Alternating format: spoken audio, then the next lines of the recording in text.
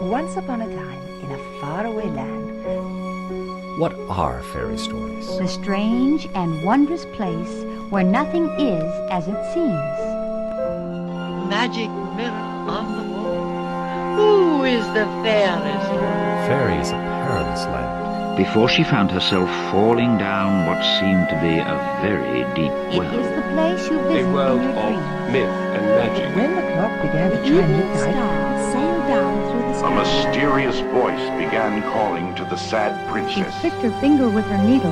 3 drops of blood fell on the In a small trance, white she finger. followed the haunting and peered sound into the of the hollow winding tree. stairway to the top of the You tower. can read along with me in your book.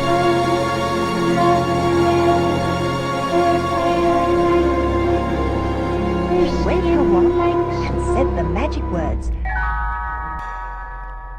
Let's begin now. Well met, witches. Welcome to Storybook, Sacred Lore of Witchcraft. We gather again tonight to continue our discussions on the themes and symbols woven into the tale of Cinderella. Tonight, we have returning panelists, Laura Gonzalez and Dave Gaddy, the Weathered Wiseman. Laura, please introduce yourself for the listeners. Of course. Hello, everybody. My name is Laura Gonzalez. I'm a priestess of the goddess. I'm a ordained minister with Circus Sanctuary. I'm a witch for hire. I am also a Native American / indigenous practitioner and always student, curandera, healer, and also podcaster and so many other things, but mostly, a bruja and a priestess of the goddess. Yeah. What will you be talking with us about today? The immense amount of passion that I have about working with ancestors. I don't consider myself an expert on anything but one thing, which is Day of the Dead, the Mexican traditional Day of the Dead. And that ties on into working with ancestors. And as we approach the season, in which some of us go deeper into our ancestral work, I think is very fitting for this tale. The way the original tale is, I was very surprised about that. But yeah. Thank you. And Dave, the Weathered Wiseman, please let the listeners know a little bit about yourself. Well, I am a Southern witch, so my background is pretty much in Southern and Appalachian folk magic and traditional witchcraft. And again, along the same lines of Laura, I work heavily with ancestral worship. My ancestry is primarily Scottish, so I go about it quite a bit differently than Laura's tradition. But a big part of what I work with is healing trauma through ancestral worship. Thank you. And as I mentioned, today we're going to continue our talks on the tale of Cinderella, especially looking at the Grimm 1812, the Brothers Grimm 1812 version of the tale, and how she turns magically to her ancestors and the nature spirits to heal her own situations of traumatic abuse and oppression. Before we get heavily into that, Dave and I already had a chance to talk about this tale a little bit in the previous discussion, which was on Cinderella, dark goddess symbolism, and glamcraft. Laura, did you have anything that first sticks out about the tale that you'd like to say? Well, I always like to remind people of the fact that I grew up in Mexico and we don't have a whole lot of these tales.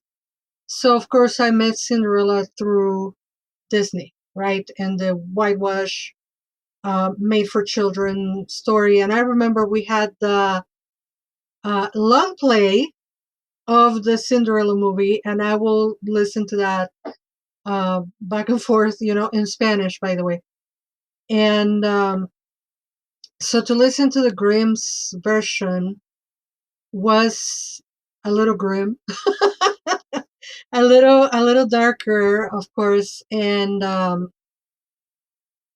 also interesting. Of course, I'm a feminist witch, in case you haven't caught up with that fact.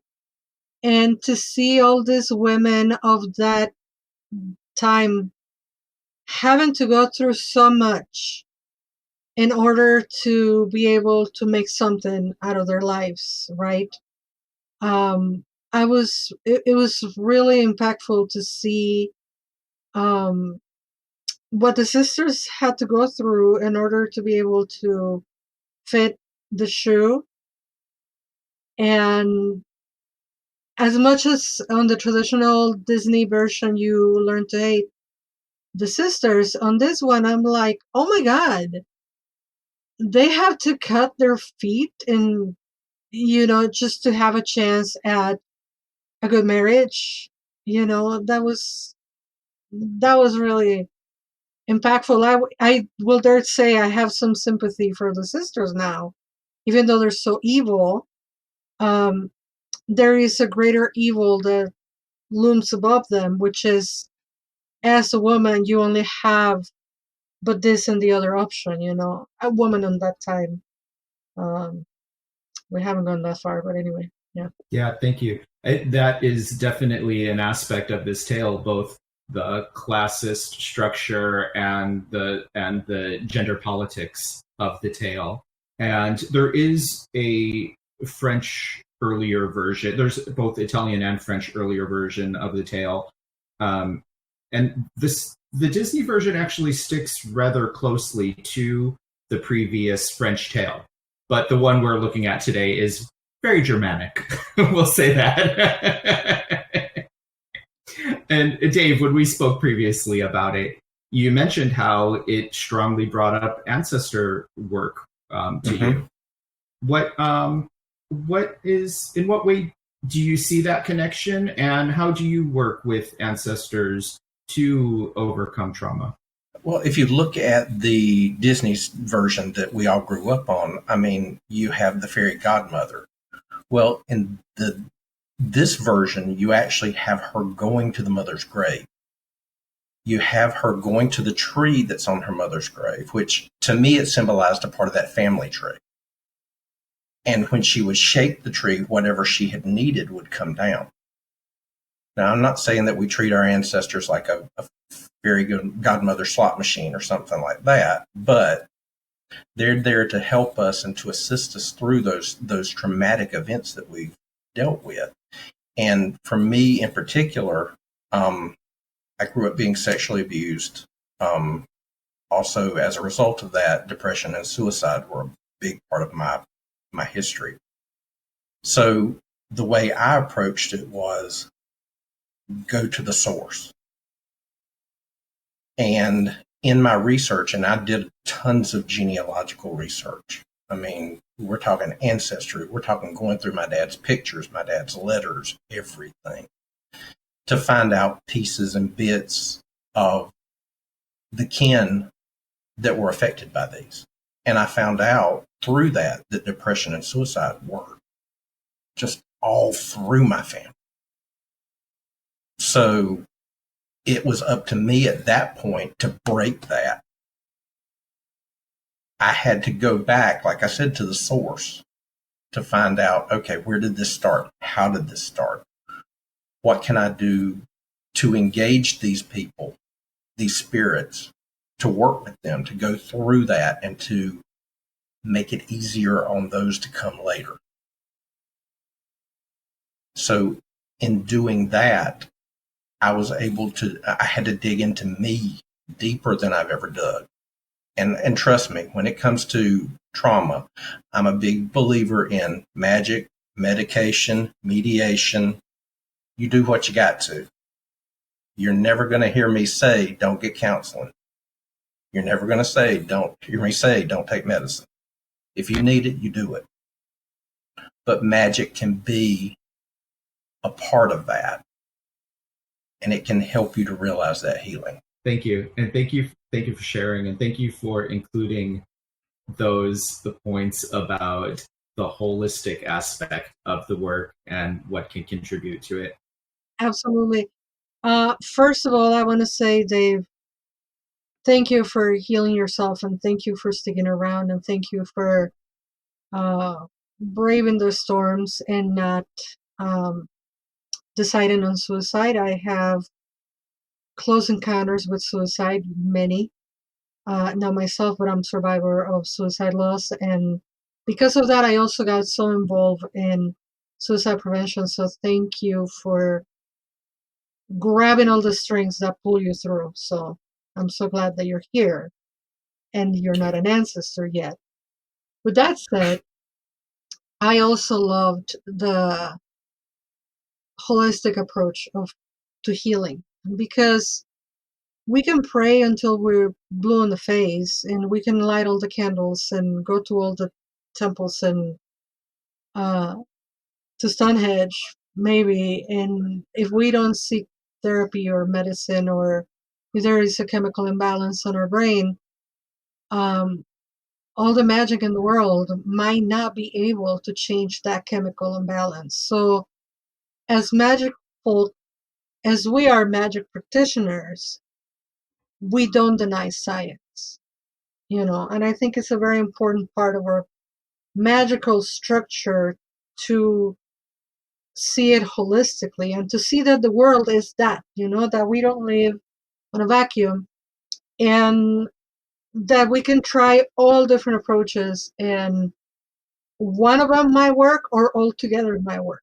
I know I got in my lifetime to a point where I have done everything I could on my own to break all the curses and to come up on the other side. And when I got as far as I could, that's when I seek for therapy, and it was fantastic, and it's been fantastic. So let's.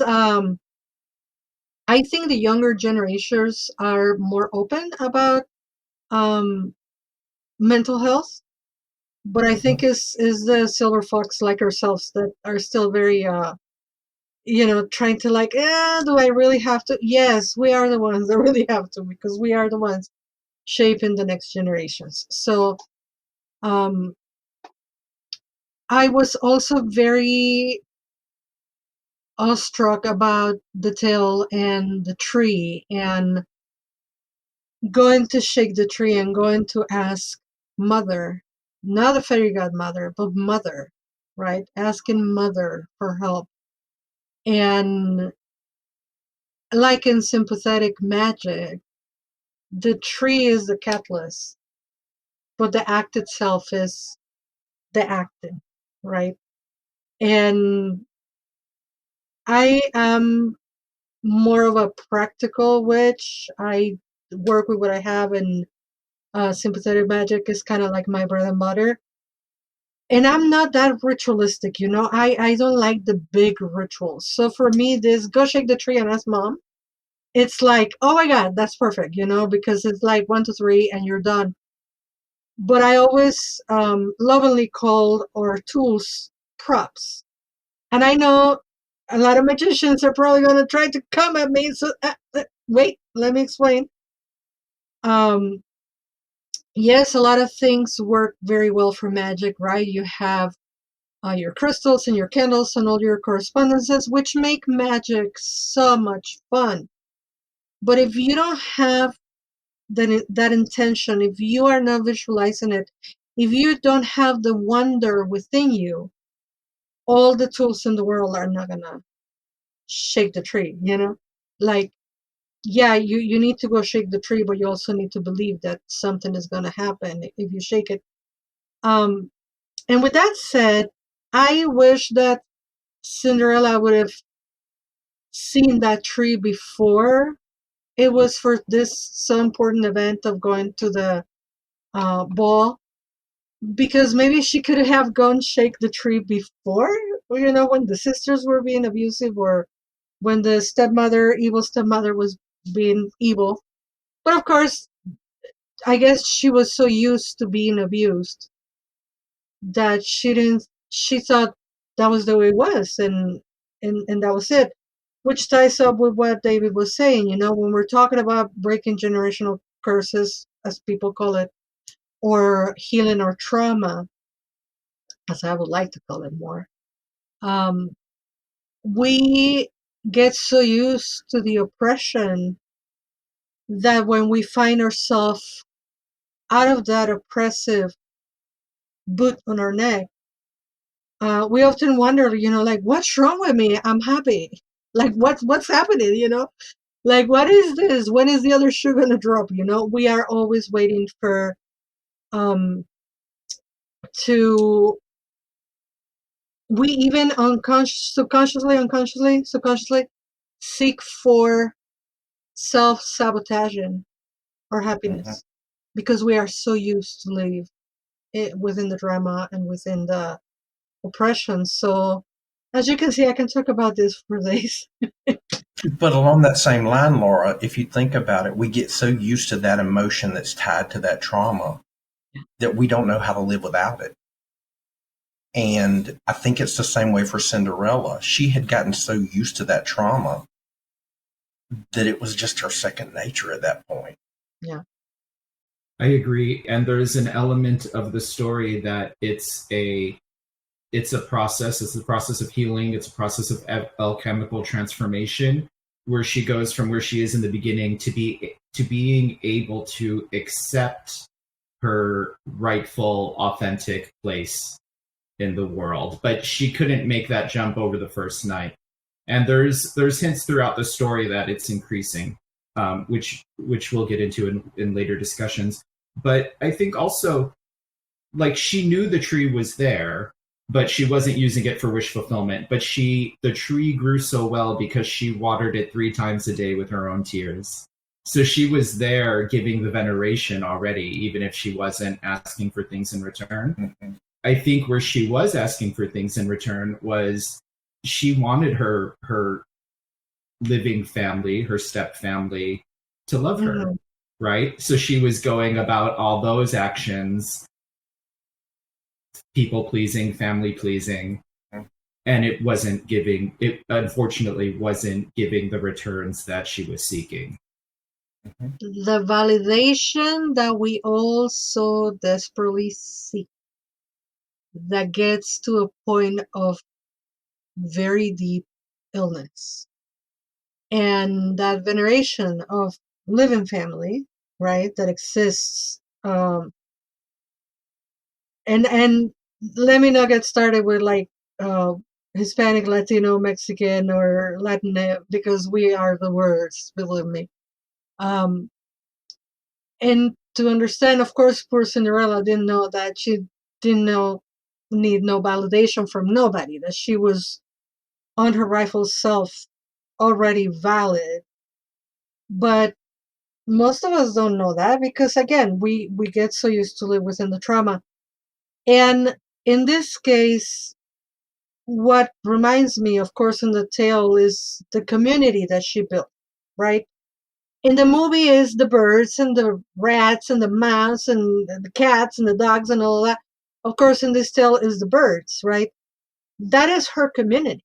That is the only community that she has. She don't have community with the stepmom. She don't have community with the stepsisters. Where's the dad? Like, where's the dad? Like, we don't hear about the dad and the whole, so add an absent father to her trauma. And it's her little community of birds who take her under her wing and then become the wind beneath her wings, and take her out of this, like, shake her to like, hey, this is not it. You can have a different life. You can have different things.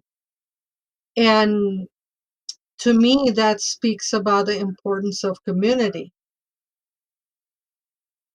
I am not afraid to say, and many, many times, Aaron, you have been my soul community, and I have come to you with like tears all the way to my knees. We have been there for each other, right? And how important is that? That you create your family, that you create your community, that you, in this day and age, we're able to create also an ancestry of culture, which is what Cinderella created, is an ancestry of culture with her bird. One thing along that same line, you're talking about building community. A big thing in the South is secrets. We're told from a very young age, or not told, but it's given to you that you hide your crazy. So I look at Cinderella going through this process, and she can't tell those that are in the house with her. And it's like you said, the only community she's got are those birds. They're the only ones that know the secret until the end, when it's when everything is revealed. So I very much remember that whole feeling of this is my secret. I can't tell anybody. And having to, as a 10-year-old, even a 14-year-old, having to just push everything down. And I was a big kid, so we all know that you're supposed to smile and laugh and always be jovial and never have any issues. So you just keep pushing. Cinderella was lucky in this because she shook the family tree, and what is the saying? You shake the family tree and all the drunks fall out. Mm-hmm. But she was lucky because she got dresses and shoes fall out. but this makes me, go ahead. One thing that I really like, the fact that, I don't know if you'll notice, but the first time she shook the tree for a dress, it was like, yeah, it was a dress for a ball, but it was like, yeah, it's a run-of-the-mill dress. But the second time, she had a better dress. What would have happened if the third time and the fourth time and the fifth time, which speaks magically to trial and error, working with ancestors, building that relationship, whether it's your lineage ancestors or your cultural ancestors or your city, local, cultural or otherwise, and building that relationship. Because when we talk about working with ancestors, I have had situations where the people that I'm working with, they don't have a relationship with mom and dad. They don't have a relationship with grandma.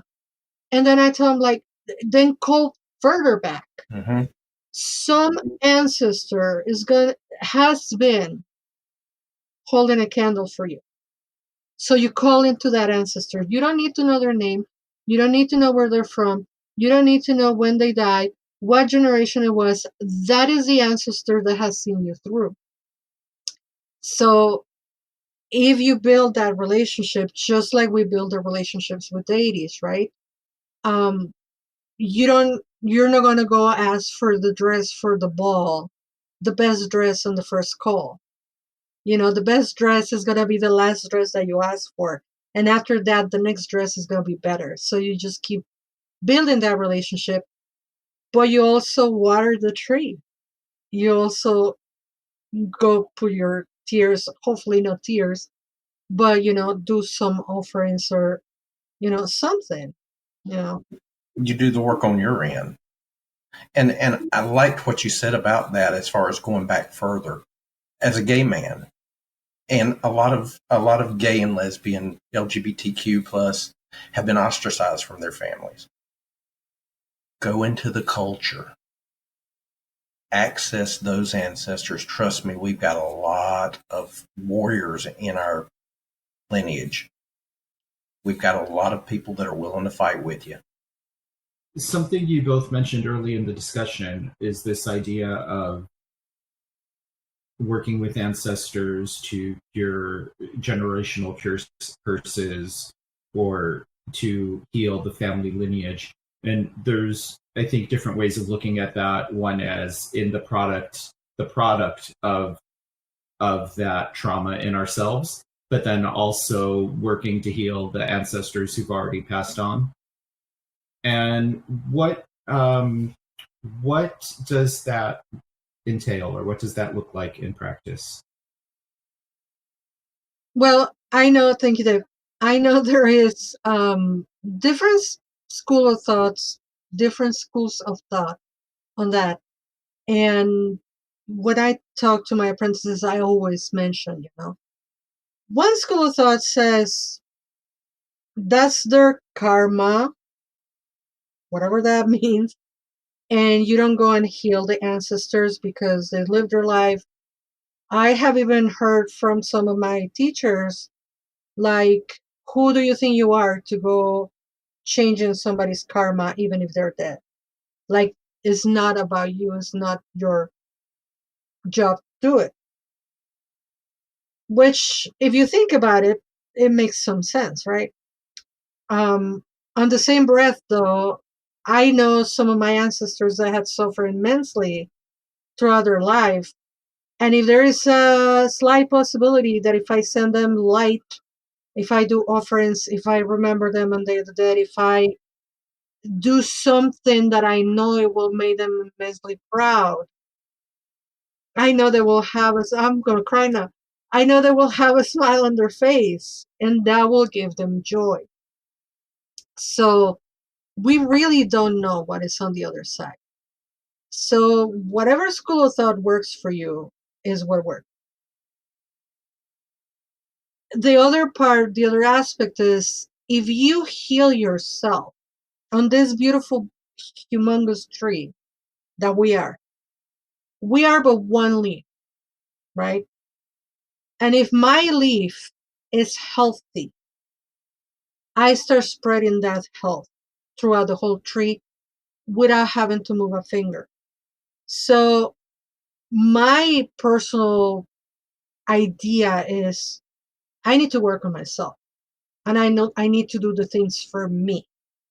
And in my particular, very specific case, Laura Gonzalez, I decided to stop the trauma on certain ways. And one of the most important for me was, I'm not having children, you know, like, it stops with me.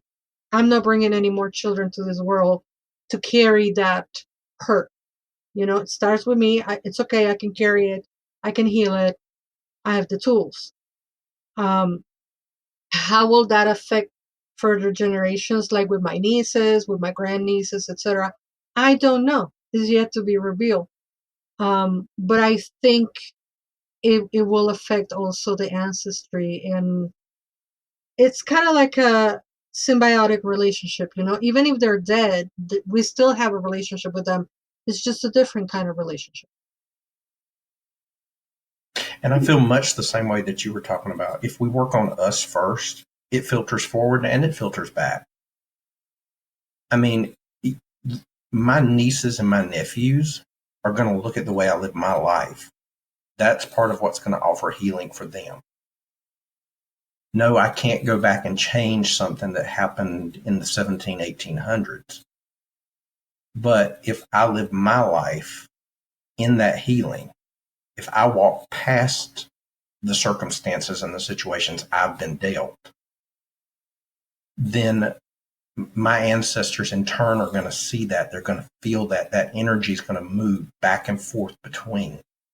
And it's like you said, the leaves are going to flourish. The roots are going to flourish just because of the healing I've done on myself. I was flirting with this concept the other day. You guys know me. I'm a diva. I love to be on the internet and all over the place. And I was flirting with this funny idea the other day, but it has a lot of truth within it, where I was saying we all are influencers. Of course, now in the 21st century, we hear the word influencer and we think about this huge people that had millions of followers on Instagram and whatnot. But if we go to the actual root of the word, is influencing something, right? And by the mere act of existing on your truth, on your light, on your life, one influences other people's lives.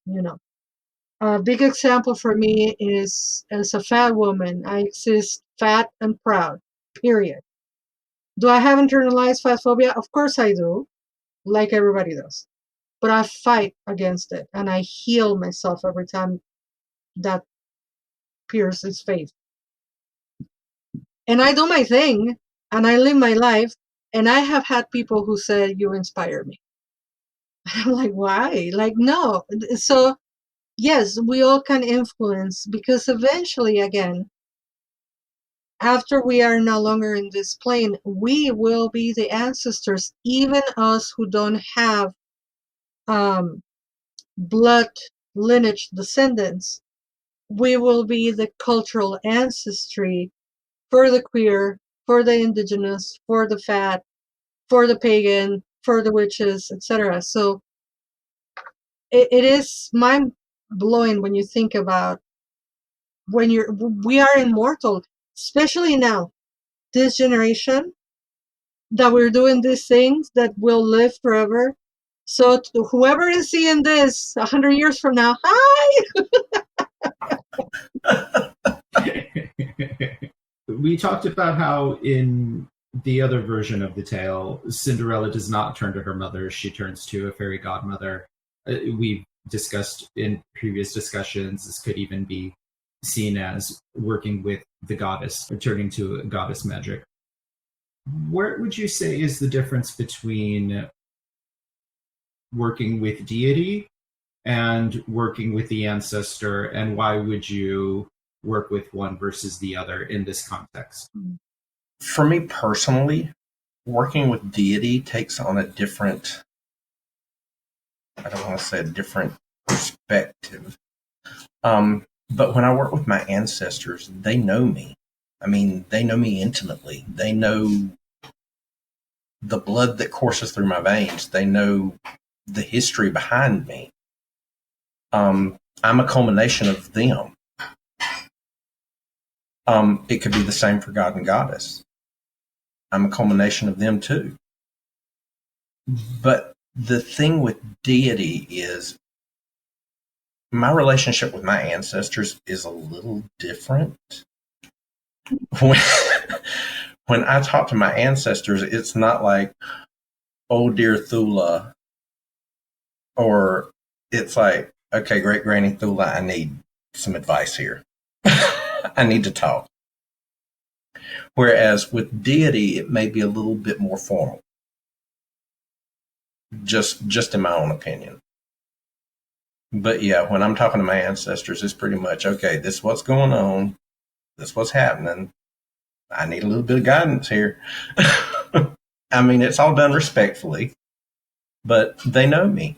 They know that I can be a loon sometimes. For me, in my case, I only know my mom and dad. We don't have a big family tree. I know I have a grandmother, and I know I have aunts and uncles who might still be alive. But I was not lucky like you, Dave, to have a granny or a great granny that I know of, right? So I constantly ask the ancestors, the mighty dead. I don't know who you are, but I know there's a witch there somewhere, and I need your help right now, And I also asked my mom and my stepson who passed away, like, hey, keep shining your light on us and keep helping us. And I am, unfortunately, fortunate enough to have the grave of my stepson here in Chicago. So we go visit, and I'm not Catholic, but I go with my husband, and he puts flowers down there, and I also tell him, like, hey, keep shining your light on us because I know you are. And it transcends religion, Whereas when I work, for example, with Fortuna or with Mercury, because I don't have Granny, right, to ask, or I didn't have dad present in my life, because like Cinderella, my dad was nowhere. For me, Mercury and Fortuna are more like mom and dad. So, the way you talk to Granny, that's how I talk to Mercury and Fortuna. So I will say there is no one, what is the word? Formula, that each one has a different relationship. How about in the Mexica practices, Laura? Are you able to observe a difference in the way that the community would deal with the divine essences? Well, what we do in Orcapuli is we are not trying to live life like they did, but we are looking at the principles and the theories and the knowledge and the metaphors and the mysticism, and why did they see life this way? And they spoke in such metaphorical ways, so you learn to live your life in that metaphor. And one of the most important ones that I remember from the ancestors is the flowers, the flowering, right? So life is a flower, right? And we are here in this world to bloom, to open our petals and to look at the sun and to give our beautiful fragrances, and then eventually we will become some kind of fruit, right? And because anything that gives fruit, it was first a flower, right? Or everything that gives you vegetables or whatever, it was first a flower. And then you become a fruit, right? So you mature, you gain more knowledge, you become something transcendent. And then eventually you will have a seed, and that seed will pass on, and it will give way to another flower. And that particular metaphor of the flower and the seed, for me, because it's very tied up to Day of the Dead, how it was ancestrally celebrated, um, it really is to me interesting and important, because it helps you deal with life and death. It makes you understand that we're here but for an instant, but that we're so important, and that we also need to die to leave space for the new flowers, because there's new flowers that need to come, new seeds that need to grow and become a flower and then give, So we try to keep a good soil, right? We try to leave a good soil for the next generation of flowers. So we're not trying, because when people make fun of our practices, or people don't understand and they just mock them, and most people who are not, I'm going to say it, people who are racist, they tend to say, oh, if you're practicing like the indigenous people, why do you have a cell phone? Why do you live in a house? Why do you use water? Because it's the 21st century, like, why wouldn't I? So we're not trying to be like them. We're trying to understand their philosophies, and a lot of them make sense. I mean, look at society now. Everybody's trying to go back to holistic practices, to indigenize the way we live. And most of the stewards of the earth and the people who are doing eco activism are the indigenous people, so there's a lot to learn from cultural ancestors.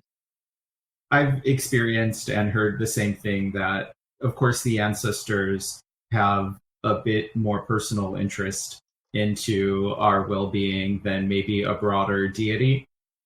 And also, personally, I would feel more comfortable and do sometimes tell things to my grandmother, to my ancestors, things like, well, it's because I wasn't supposed to do this, but I did, and now I really need ... Whereas with deity, I feel there's a little bit more like, you did not play by the rules, now you must suffer the consequences, which may or may not be true, but that's how I feel about it. So, like with my working with the ancestors too, in doing the research, in digging into the personalities of the ancestors, I know who I can go to with what. Like great Granny Thula is Little Miss Independent. This is the woman who had 8 kids by 8 different men, raised them all by herself, and refused to live by the rules of society at that point. This was in the early 1800s. Then I have my Uncle Zeb, who was said to have had second sight. Well, he killed himself because of that, because he got tired of hearing voices. So I know who to go to for what. And it's a little bit different for me because I do have that intimate knowledge of them. I've done the study. I've gotten to know their personalities. So, and that's one of the things I wanted to ask you, Laura, too, with the Day of the Dead. We've all seen the movies and everything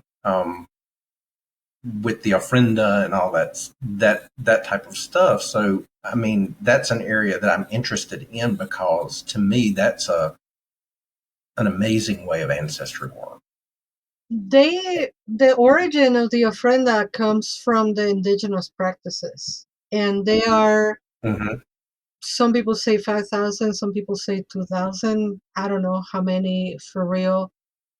And the offerings were done because the belief was that when a person died, it will take 4 years. Mm-hmm. It's a journey of 4 years to go from death to Mictlan, to the place of rest. Mm-hmm. It's not the underworld, it's not heaven, it's not hell, it's a place of resting. So originally, you will offer the floricanto, you will offer the food, the prayer, the recognition, the communion with them for 4 years.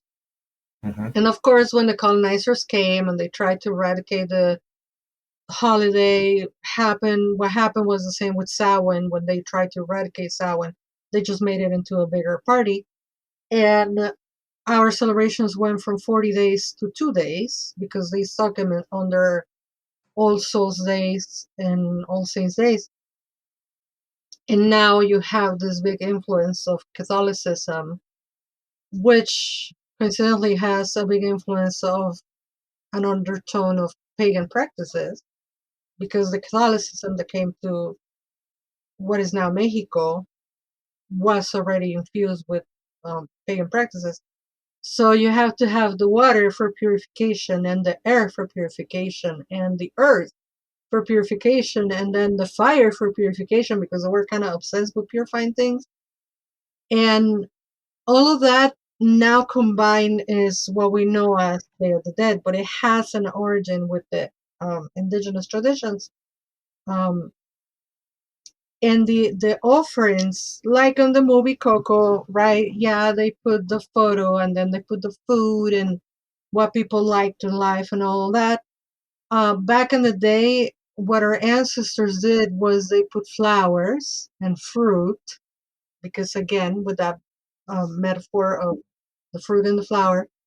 So that is a remnant from ancient times. And now we have photographs, right? But back in the day, we didn't have photographs. So all you had is the time to speak with people and to keep the memory alive. I believe personally that it's a great time to allow us to mourn in a very healthy way. And whether you believe that you bring them back or not, do we bring their spirit back? I don't know. But we do bring them back, because when I am building the altar on Day of the Dead for my mother and my stepson, I have my grandson with me. And my grandson never met my mom because we're not blood related, we are love related. And I get to tell my grandson, my mom was this way, my mom like this, my mom, like your dad, loved dominoes. So I set up a set of dominoes in between their photos. And I like to imagine that they know each other now on the other world, and that they might be playing dominoes. Or if they or if we bring their energy here, they're in my house right now. So let me put a set of dominoes so they can entertain themselves. And of course I leave some change in front of each photo, right? And I think it's a very healthy way of mourning, something that I see in the United States that doesn't happen a lot. Because when people die here, it's very ascetic, it's very clean, it's very like almost um oh, what is the word I'm looking for? Sterile. It's very sterile, you know. You don't cry, You don't make fuss. You don't make a big drama. You don't, you go to the visitation and everybody's quiet. And in Mexico, there are people who get hired to come and cry and mourn and whine. So that could inspire and give people permission to cry, because you it's an organic part of our life, I believe. To mourn your dead. So we bring their memory once a year. We put offerings. Now, what the ancestors used to do on those offerings was fruit and flower, and I'm repeating myself, but also tools of the trade of the person. And unlike with the Egyptians, that it was for them to go into the afterlife and work, for us, it was more like a grave marker, So, say when Laura dies, tarot cards, a microphone, and maybe her healing magical tools. Not that she can go to the next life to work, but so that oh, this person was a tarot reader, was a witch, and was a podcaster, and that not translate after the Catholic influence and what is now Day of the Dead, rightfully, with all these different roots that weave it into what it is now. We leave things that the person liked so that they can enjoy it when they come. Do they come spiritually? Is there energy around? It is. We bring them back. And it's beautiful. And I think that falls along the lines of the way I work with my ancestors is I have more representation of them on my altar. Like my grandmother, they always called her Dobby growing up because they said she was shaped like a dirt dog. So I have a dirt dauber's nest on my altar.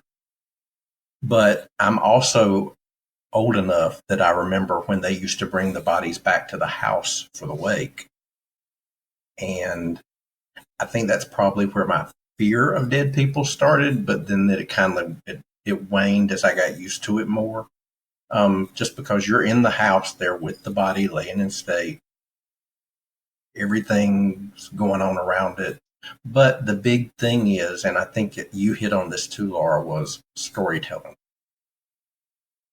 It's a time to remember. It's a time to reminisce. It's a time to say, this is what your grandma was like. This is why you're so much like her. I mean, trust me, we laughed as much as we cried during the funerary process. But I think it's, and I think it's starting to get back there more of the memories. Because you're right, it has become very sterile in the States. I mean, it's like they're whisked away the minute they die, and you don't see them until visitation.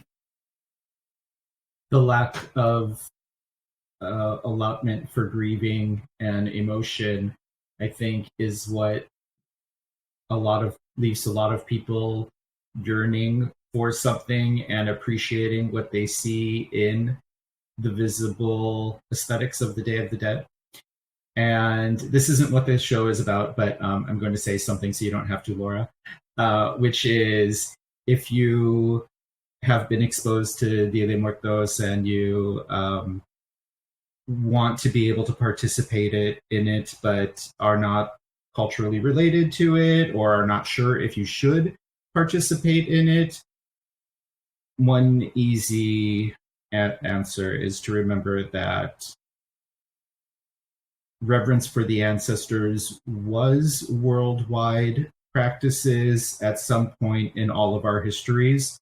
There have been some cultures that working with the dead or being around the dead was taboo. So there are some exceptions. But on every continent, there has been holidays or practices for remembering our beloved dead. And it can't be too difficult to research back far enough to find what might be the ones that existed in, or I know existed in ancient China, ancient Japan. Of course, we know of Samhain before the church, or even before the church, the Romans. tried to stamp out. But there are practices that you are likely related to that could become the next viral revival.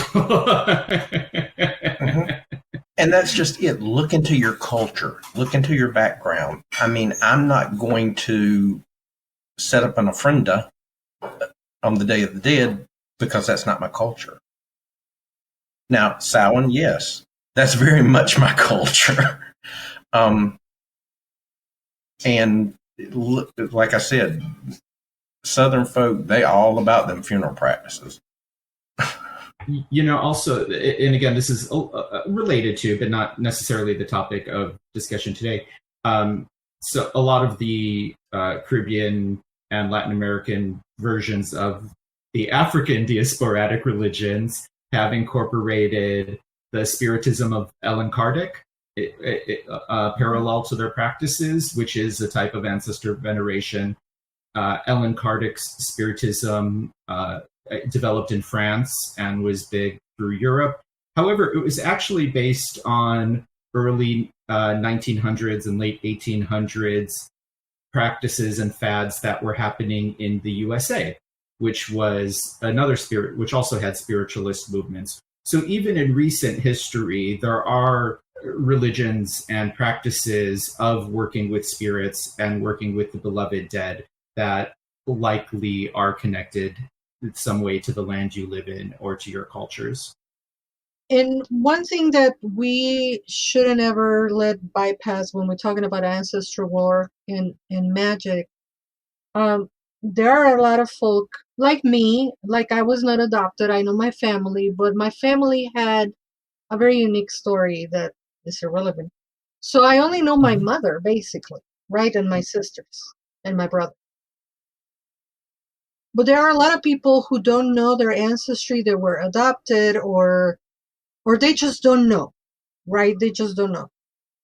Then you just keep praying, you just keep digging. There is such a thing as unverified personal gnosis, and as long as we don't try to impose our unverified personal gnosis on anything, on anybody, who is answering you most likely is an ancestor that you didn't know that was there. And build a relationship, right? If you must work with the ancestor of your lineage, try to find a relationship. However, I assure you that there will be cultural ancestors, there will be land ancestors, and there will be communal ancestors like Dave was talking about, the LGBTQ community. I mean, unfortunately, we have a plethora of LGBTQ ancestors because I'm not going to say what. There's a plague. Yeah. And there's how many billion years of human existence, and we've always existed. So, but thank you for bringing up that point, because while we may feel a longing to have a connection to ancestors of our blood, we should also remember that we have ancestors of culture, ancestors of the land, and ancestors of our religion or magical practice. Absolutely. For someone looking to get further into this topic or looking to take the first baby steps into building a practice of ancestor work and healing through ancestor work, what are the essentials that you would recommend to begin with? Dave, why don't you start? Just start. I mean, the big thing that most people think is, I don't know where to start, so I won't. Just start. Even if it's just reaching out, just letting your voice say, I need help. I mean, that was my first interaction with ancestors. When I was at the depths of suicide, depression, the only thing I could manage was the word help.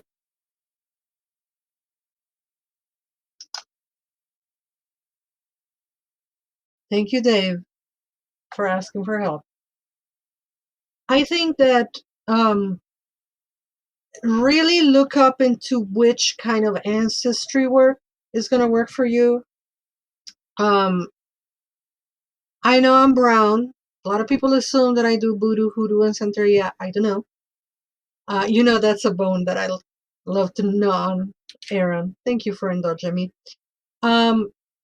So some of these practices have a daily ancestry practice. I didn't grow up with that. That's not for me. That's not what I do. It's just not part of my culture. I don't understand a daily ancestral practice. And in the same breath, I can tell you, but I do my daily practice in a different way.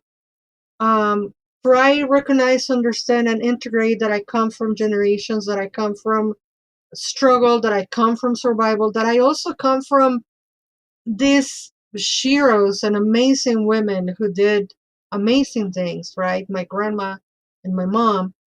That is as far as I know.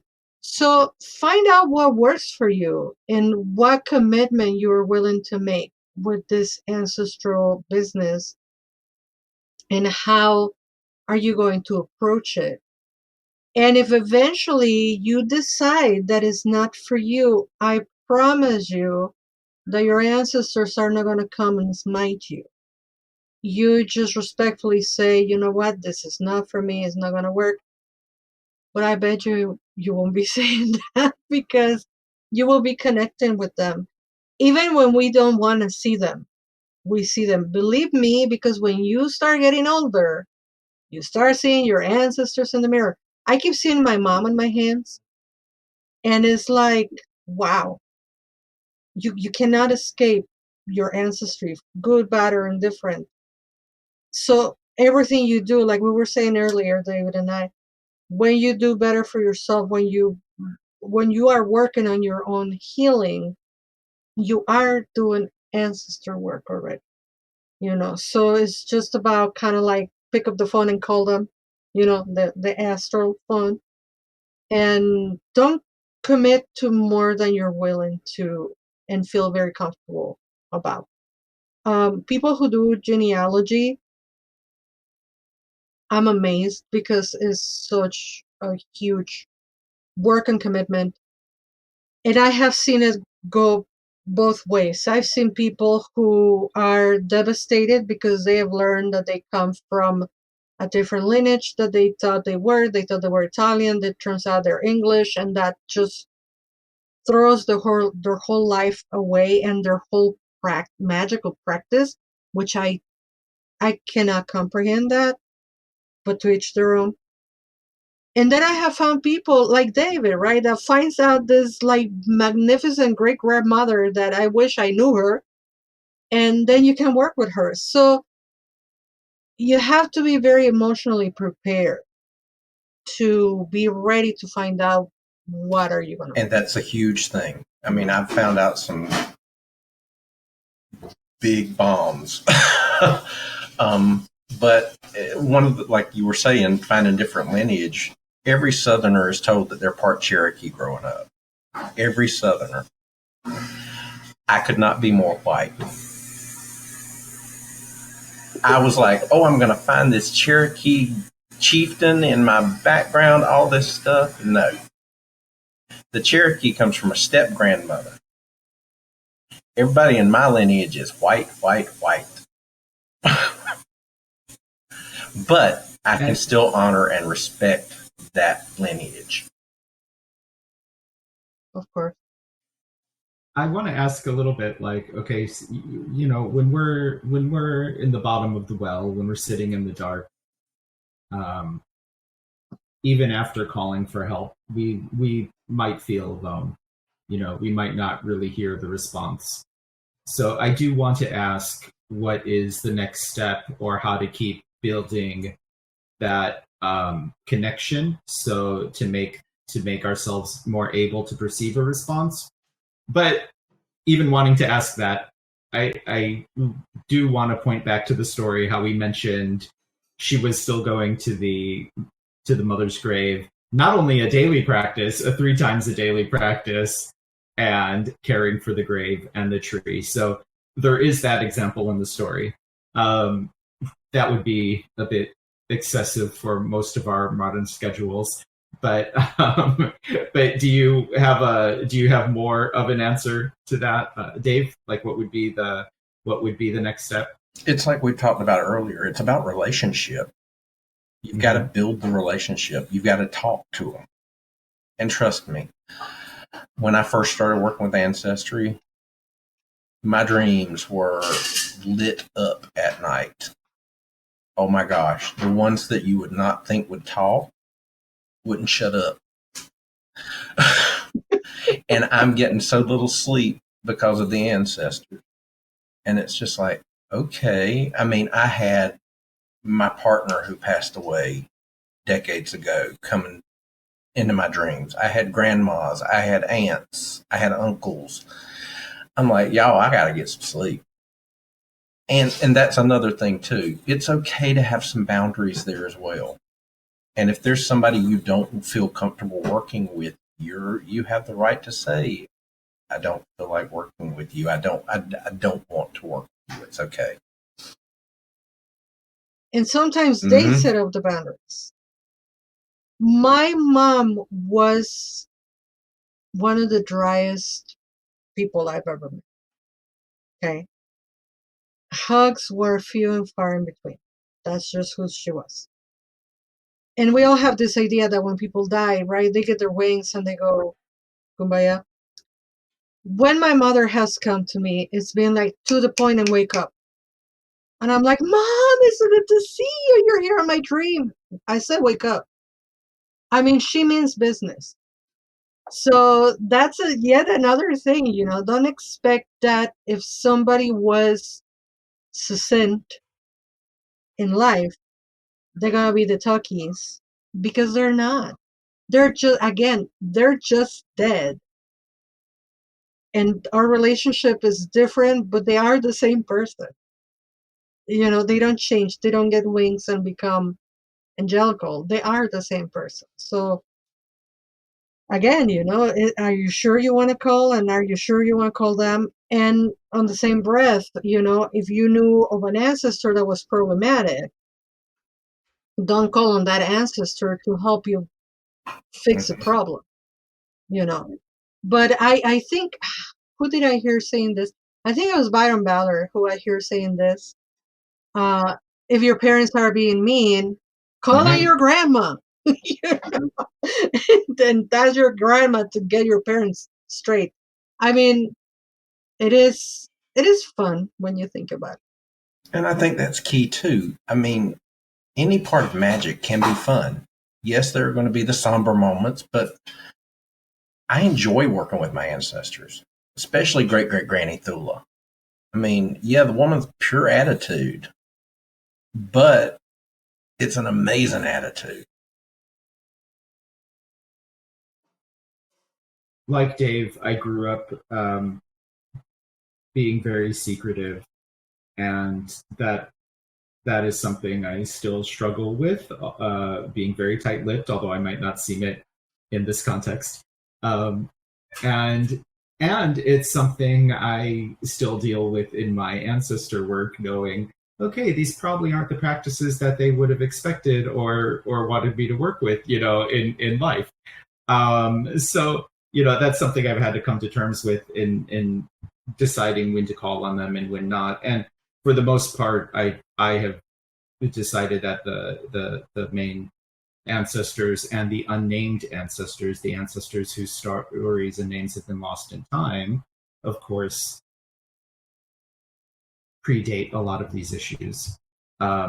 So I've decided, no, that I am going to call them. I am going to talk to them about things that are going on in my life that I may have been uncomfortable to talk about when I knew some of them in this life. And another issue that comes up during those times too is, okay, have I been keeping communication with the family that is alive? Or am I going to wait till I put their photograph on my little table? Mm-hmm. And therein lies the fix your issue now, right? And we're going full circle, because we started talking about the issues now. the healing now, the healing of yourself and your relationships now. So it was my dear friend Christian who said, you're all trying to talk to your ancestors, but you don't talk to cousin Juana. Like, build a relationship with the living, or at least heal yourself in regards of that relationship. And that's Great just point. it. I do still have my mom and dad, and we talk every day in some way, either by texts, and trust me, I get paragraph after paragraph in a text, but it's still in building that relationship, because we are the ancestors coming forward. And if we build the relationship with the ones that are going to be calling on us now, it won't be hard for them to call on us in the future. In my training, the most basics of the practicals, I would say, was if you have a photo, yes, you might want to place a photo on a table or on a wall, maybe on the fridge. And you, similar to, although it was not brought up in this context, but since Laura mentioned it already, there were the symbols of the elements. So maybe you have an incense, which has been a form of spirit offering probably since the Paleolithic times. I don't always use incense. Sometimes I do, but the constants I do have are a water potion, libation, and a candle. Mm-hmm. You usually hear about a white candle. I actually think there is a bit of color correspondence magic that can be brought into the ancestor work as well. Black, of course, has connections with death and necromantic work, and red is connected to our blood. So sometimes if you're really trying to get that connection to open up, maybe a red candle, and you can move on from there, to the full spectrum. But those are a couple of the main candle colors that I work with the ancestors. And I will use different candle colors for any different issues that I'm facing. If I'm looking specifically for healing, I'll use a blue candle. Joy, yellow. Just it depends. I mean, and that's just it. You have to make it work for what you need to be accomplished. I use a specific ancestor incense that I make up. And in there, it's got things like vetiver, it's got graveyard dirt, it's got tobacco, the things that you would normally kind of think of associated with ancestor work. And yes, I have pictures, I have little trinkets that remind me of them. I have an old poetry book of one grandma. But a lot is about what works with you on your day-to-day life. I mean, not everybody is able to have a designated space. So you do what you have to do, and you do what you can do. Aaron, you've seen it. On the time for Day of the Dead Samhain, I like half of the house is Halloween, the other half is Day of the Dead, and then the kitchen is Samhain. So I don't mix them because they're not the same thing. And I put the Day of the Dead stuff way too close to Day of the Dead because now that I actually have dead people in my life, it's a little too painful to have the photographs from September to November, And plus, my mom didn't like altars. She spoke a million times about, I don't want an altar, I don't want a photograph, I don't want you to have me all year round. So coincidentally, me, Laura, the person that works so much with the ancestors, I don't have pictures of my mom because she didn't want that. Mm-hmm. And that's important, that we follow what they want in life. So I put the altar like say October 30th, and I take the photos like around the 5th or 7th or November or so, and then all the Halloween stuff stays until Christmas, because I like Halloween that much. But on that time, it will be a white candle, because that is the traditional Catholic kind of thing.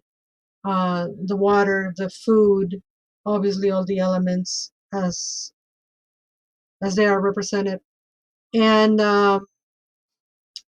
in the Mexica tradition, what are called puli, the days of the dead actually already passed, or they are about to end around the time of this recording.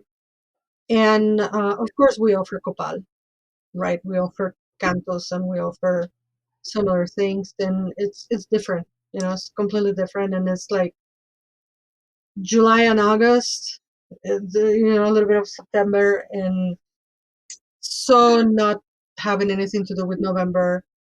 And that has been already celebrated.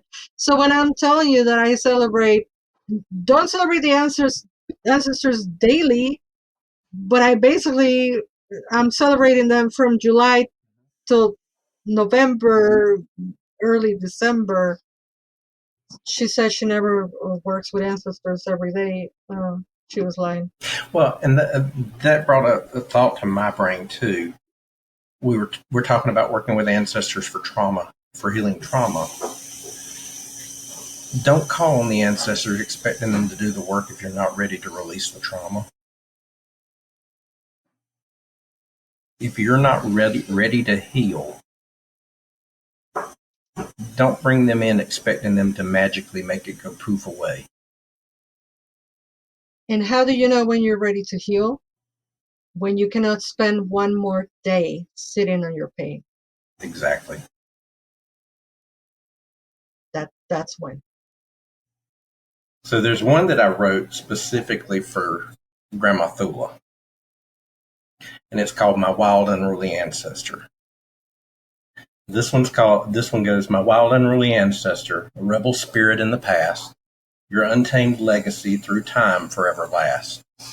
A force of nature, unbound and free, your essence echoes now through me. So that, not only does it acknowledge her wild side, but it brings it into mine.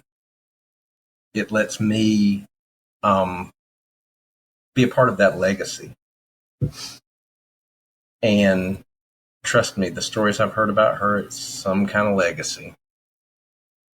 But this is the general prayer that I use with my ancestors. O ancestors who came before us, whose wisdom and strength we hold dear. We gather here to honor and remember your presence always near. With gratitude we offer our prayer for the guidance you bestow. In times of joy and times of despair, your wisdom helps us grow. May your spirits watch over us as we navigate life's path. Grant us courage, love, and trust to face challenges with resolve and grace. We seek your blessings and protection for our family and all who came before. May your legacy be our inspiration, forever cherished forevermore. In humble reverence we bow our heads. In unity we honor your name. May the bond between us never fade, our gratitude forever aflame. To our ancestors we send this prayer. With love and reverence we convey. Your presence and guidance we hold dear. Now and for eternity we shall always pray. So be it. Yeah. Thank you for sharing that, Dave. And for people who want to learn more about this topic and delve deeper into ancestor work in their own practice, tell us both of you about upcoming classes and events that you have. I actually have two classes that I teach. One is called Meeting Your Ancestors Where You Are, and one is called Utilizing Ancestor Magic to Heal Trauma. I know that I will be teaching both of them in the spring, but I'm also working on my Patreon page, and those trainings will be a part of that. And also some of the ancestor work will be in my book that releases early 2024, The Simple Magic of Wild Things. Wonderful. So if people want to keep updates on those upcoming classes and publishings, should they follow you? They can follow me on Facebook. They can either find the Weathered Wiseman on Facebook or Weathered_Wiseman_real on Instagram. And I also have a Wix space called the Weathered Wiseman. Okay, great. Thank you. And Laura, I believe you have some upcoming sessions on working with the ancestors as well. Absolutely. I have a class, Ancestors Spells. It's going to be online on October 8th. And that is part of the series that I did this year for spell work. For those who don't know or are familiar, I've been doing one class a month on different spells. In October, for obvious reasons, I wanted it to be Ancestors Spells. And in all my classes, Aaron and Dave, what I do is first I go into the technology, right? What is the technology that we have at hand to do this work? How does it work? How do we use it? What is part of it, etc. And in this case, we're going to be talking about the technology that is there to work with ancestors of lineage, ancestors of culture, ancestors of community, and ancestors of land, and how to kind of reach out with them. So a little bit of what we were talking about today, but more in depth. And then towards the ending part of the class, we actually talk about techniques to fabricate those spells. And I call it spell work that is not necessarily 1, 2, 3 steps spell, but how to give an idea on how to create your own spell. Because I think anybody that comes and learns from me, I am not going to give you the spell to do it. I'm going to give you the tools so you can create your own spell, which I think is the most important tool that they can learn from me. And also, Aaron, if you Google Laura Gonzalez, Day of the Dead, Dia de Muertos, Ancestors, Laura Gonzalez, whatever, there is a whole bunch of shows and podcasts that I have done. Part of my Lunatic Mondays podcast, part of working with Circle Sanctuary videos and podcasts, and some other goddess retreats, goddess symposiums that have been online. So Google my name, Laura Gonzalez, Day of the Dead, and something will pop up, and then you can learn a little bit more about that. And you will hear me say the difference between appreciation and appropriation is education a lot. You know, if you go to those, because I approach it from all kinds of different perspectives. And I will be at the Northwest Indiana Pagan Pride Day on October 28th. And that is the only one this year where I will be talking about Day of the Dead. Coincidentally, this year, nobody else hired me to go do that talk. So I will be at the Northwestern Indiana Pagan Pride Day in person if you are on the area. And I will be doing my thing, you know, through reading, selling my art, whatnot. But part of it is we're going to be talking about Day of the Dead, and we're going to be creating a community altar fashion as a Day of the Dead altar. So a great time to visit with them. I think you've been maybe even a little bit humble about this, but you've been brought as a specialist on practices of the Day of the Dead, or on the traditions of Day of the Dead for the public community by PBS and even academic settings as well. Is this true? Yes, it is. Yes, I forgot. Yes, if you go to, I think it's Latino Talks on PBS, and then there is another one called Ofrendas that we did for NPR, that was picked up by NPR. So they are everywhere. And thank you, Aaron, for always, fanning my flame. I have done so many that this time I've forgotten, but since you remind me, yes, there's the one on NPR that is called Voice Ofrenda or Sound Ofrenda. That is in English and Spanish. It's a very cool one they did, I think last year. And then the PBS WTTW Channel 11 Local Chicago, I think is Latino nights or Hispanic nights. That was like 2 years ago that we did that. There's a video blog of that. And of course, I just recently presented, and there's also an online presentation that we did last year at Parliament of the World Religions with Reverend Selena Fox and myself, speaking about Samhain, Day of the Dead, All Saints Day, All Souls Day. So yes, I've done a whole bunch of them. They're all online and available.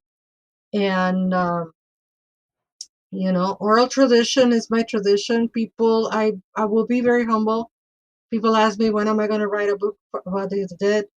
The tradition keeps evolving, and I come from an oral tradition. So I would rather, I don't, I don't know that that's the book that I'm going to write. I might write something, but I don't know that that's the one that I'm going to write. And if I do, it's going to be about this big. So there's a bunch of videos. Hey, audiobook only. Then it's still an oral tradition. Exactly. There you go. Thank you so much for bringing me to toot my own horn, because this is my favorite topic of speaking. And Same here. I mean, this is a love of mine. Yeah, I can't believe how lucky we were, to have both of you in such a perfect topic. And with that, may all of our ancestors be invigorated and know that they are honored and remembered, and may all of our travels be filled with wonder.